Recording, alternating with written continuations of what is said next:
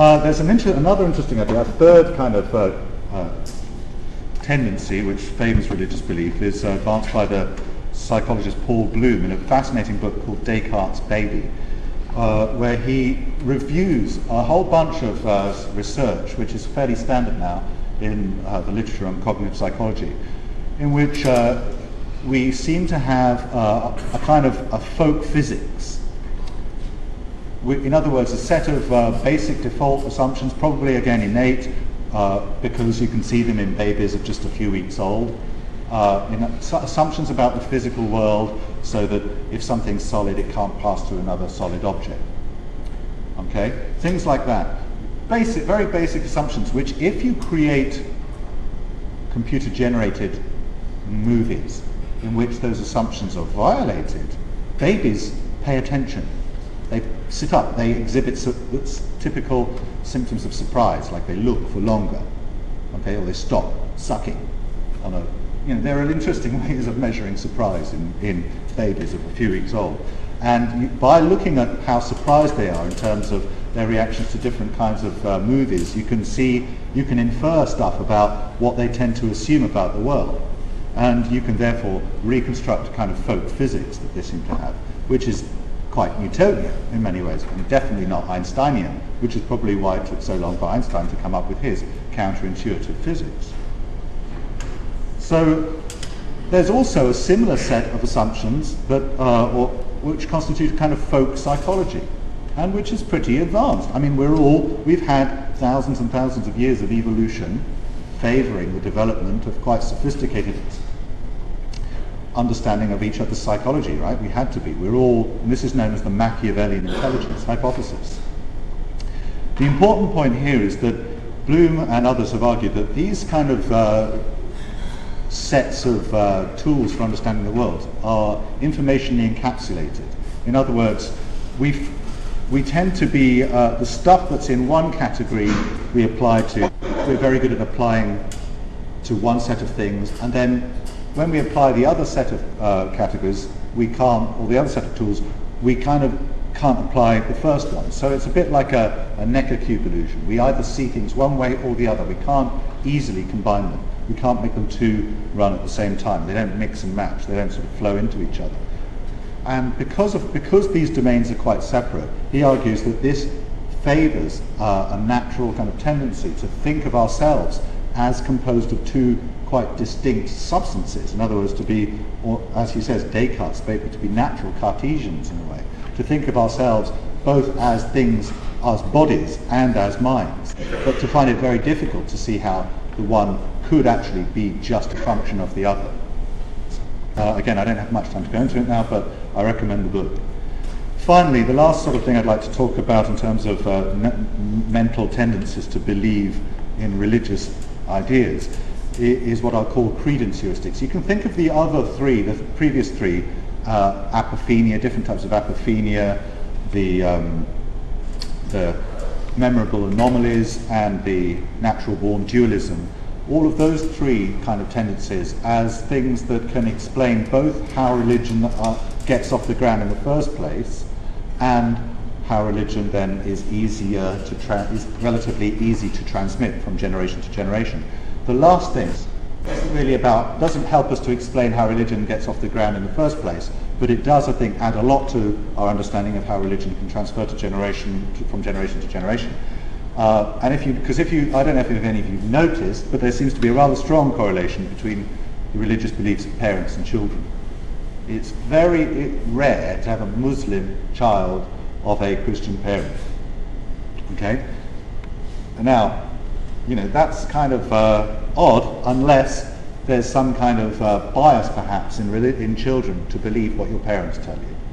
And again, there are good evolutionary reasons why we would think that might be favoured by natural selection. Okay, maybe once upon a time there was polymorphism in a gene or a number of genes that affected children's tendency to believe what their parents told them. Maybe there was a bunch of some mutant skeptics, right, that were around before, that were very, very skeptical of what their parents told them.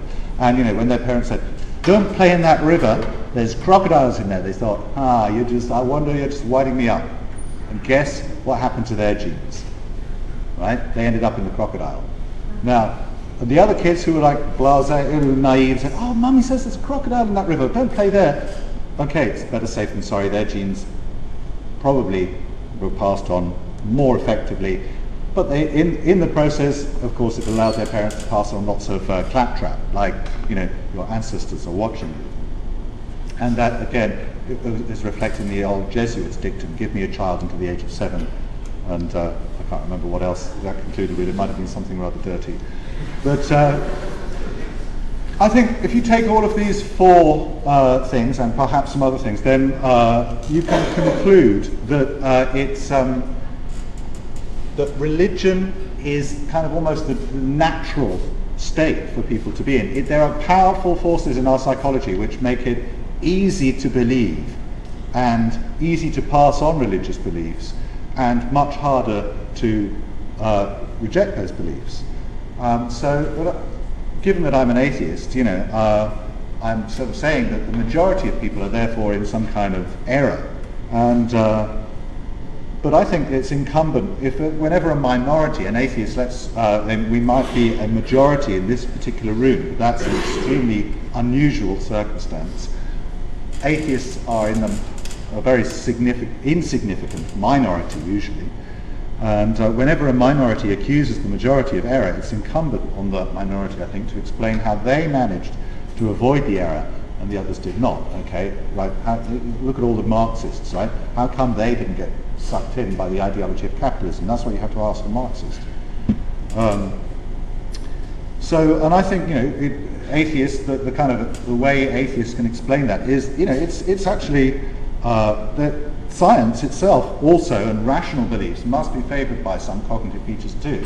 They must be, otherwise, if it was completely unnatural. I mean, this is a title of a book by Lewis Wolpert, The Unnatural Nature of Science, which I think is a nice title. It sums up something.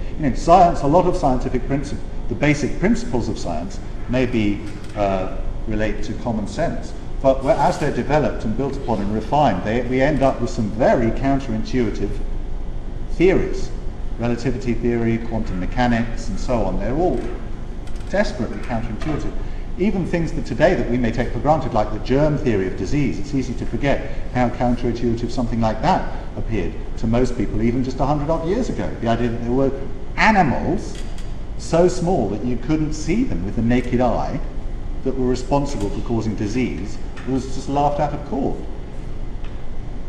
But nevertheless, science must be favoured by some cognitive features.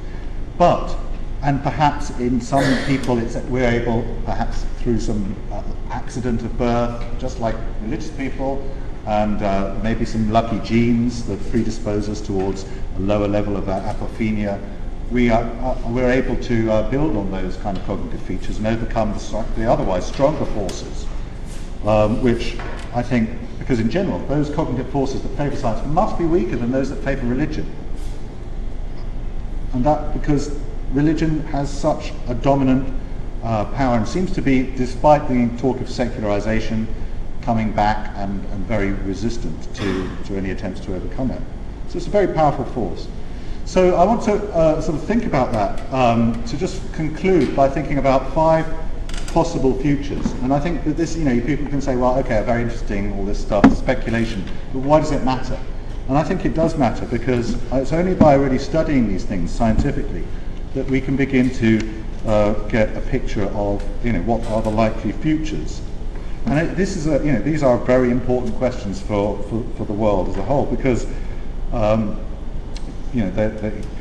they influence all sorts of questions on our possibility for continued progress, world peace, and so on.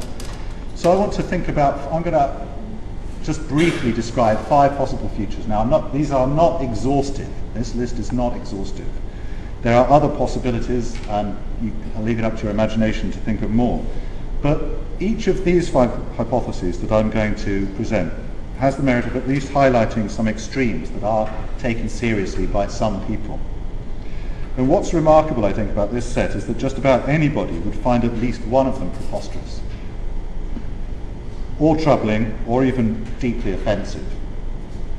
But every one of them is not just anticipated, but actually yearned for by some people in the world. and people act on what they yearn for. Now, at the very least, I think we could all agree that people in the world today are at cross purposes about religion. So if we can anticipate some of the possible problems and some of the possible futures, we might save ourselves from wasted effort and counterproductive campaigns, if we're lucky, and all-out war and genocidal catastrophe if we're not.